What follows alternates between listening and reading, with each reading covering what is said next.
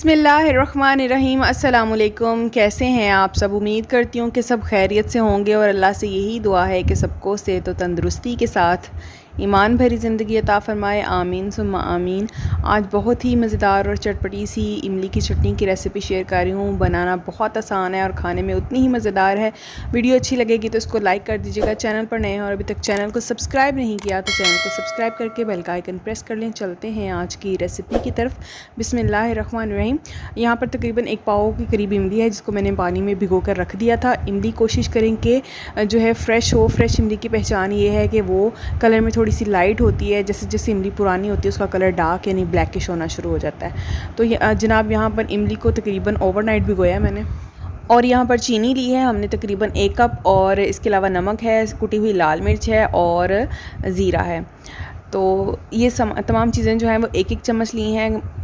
इमली को अच्छे तरीके से हाथों से मसलते हुए मैंने इसकी जो है वो गुठलियाँ अलहदा कर लेनी है। इस तरह से बस इसको निचोड़ते जाना है। बहुत ज़्यादा मसलने की ज़रूरत इसलिए नहीं है कि अच्छे तरीके से इसको भिगोया हुआ था ओवरनाइट, तो ये काफ़ी हद तक जो है ये सॉफ्ट हो चुकी है और सारी जो है वो घुल चुकी थी। अब जब गुठलियाँ हमने इसकी रिमूव कर ली तो ये देखें मोटे सुराख वाली जो है वो छलनी है। इसके साथ मैं इसको स्ट्रेन कर लूँगी ताकि मैक्सिमम पल्प जो है वो हमें इसका मिले। बस ये जो इसका छिलका होता है या उसकी छाल कह लें, फली की जो होती है, फली का छिलका बारीक सा ब्राउन कलर का, वो भी निकल जाए इसके अंदर अच्छे तरीके से। बस यहाँ पे इसको स्पैचुला की मदद से मैं इसको स्ट्रेन कर लूँगी। इमली की ये खट्टी मीठी चटनी बहुत मज़ेदार लगती है। आजकल ख़ास तौर पे रमज़ान चल रहे हैं, पकौड़ों के साथ, समोसों के साथ या फिर दही बड़ों के ऊपर डाल के खाने का इसका और ही मज़ा होता है। तो घर की बनी ताज़ा जो है वो चटनी वो ज़्यादा प्रेफर करनी चाहिए बनिस्बत कि आप बाज़ार से रेडीमेड लेकर आएँ। तो ये देखें माशाल्लाह से सारा जो है पल्प इसका नीचे चला गया। अब ये इसके जो छिलके हैं वो ही रह चुके हैं और मैक्सिमम जो है हमने इमली जो है वो स्ट्रेन कर ली है।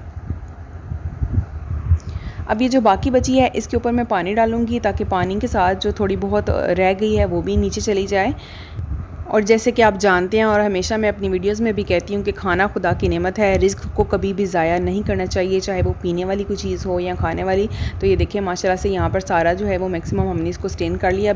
अब इसको हम डिस्कार्ड कर देंगे और जो बाकी पल्प और पानी हमारे पास था इसमें थोड़ा सा पानी हम और शामिल करेंगे क्योंकि हमने जो है चीनी को डाल के इसको पकाना है अच्छे तरीके से। ये देखिए माशाल्लाह से अभी ये खासा गाढ़ा है, तो इसमें थोड़ा सा पानी में शामिल करें तकरीबन 1 कप के करीब, ताकि जब हम इसमें चीनी डालें तो ये अच्छे तरीके से पक जाए और चटनी भी बहुत ज़्यादा गाढ़ी ना हो। 1 कप के करीब चीनी शामिल कर रही हूँ। कम या ज़्यादा कर सकते हैं, डिपेंड्स कि हमारी इमली जो है वो कितनी खट्टी है।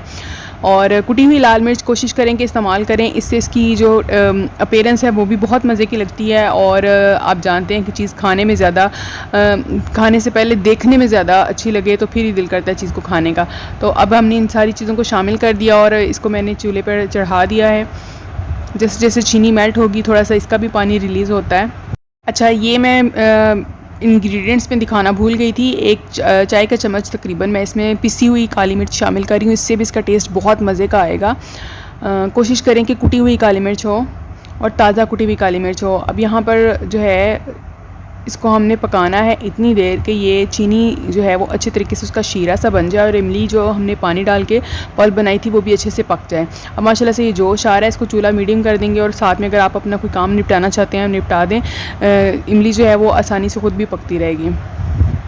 बस चूल्हा मीडियम होना चाहिए ताकि इसको जोश ना आए और ये बाहर ना निकले। और ये देखें माशाल्लाह से काफ़ी हद तक जो है वो इमली पक चुकी है। पानी जो है उसका सारा रिड्यूस हो गया है और शीरा सा बनना शुरू हो गया है। और मुझे तो जो है ये इस तरह से गाढ़ी सी पसंद है बहुत ज़्यादा। इसको मैंने जो है वो लिक्विडी भी नहीं रखा और बहुत गाढ़ा भी नहीं किया। इतना हमने इसको रखना है कि थोड़ा सा इसकी गुंजाइश रह जाए, क्योंकि जैसे ये चटनी ठंडी होगी तो ये थोड़ी सी और गाढ़ी होगी। तो अब बस मुझे इसकी इतनी ही कंसिस्टेंसी चाहिए। मैं चूल्हा बंद कर रही हूँ। तकरीबन 20 मिनट लगे हैं, 20 से 25 मिनट। और ये देखें माशाल्लाह से कितनी ज़बरदस्त सी जो है वो हमारी इमली की चटनी तैयार हो गई है। तो चूल्हा इसका करते हैं बंद और इसकी मैं आपको फ़ाइनल लुक दिखाती हूँ।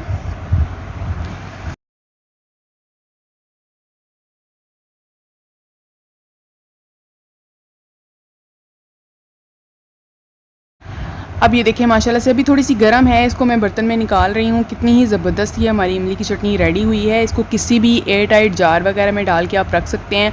अगर आप इसको ज़्यादा लॉन्ग लास्टिंग रखना चाहते हैं तो इसको आइस क्यूब्स में बना के तो वो भी रख सकते हैं। जितनी खानी उतनी निकाल ली और उसको मेल्ट कर लिया।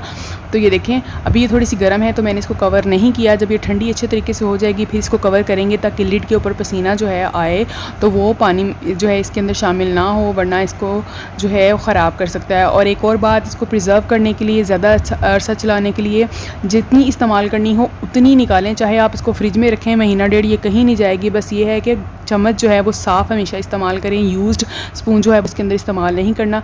बस यहीं तक थी आज की वीडियो। अपना बहुत सारा ख्याल रखें। मुझे दुआ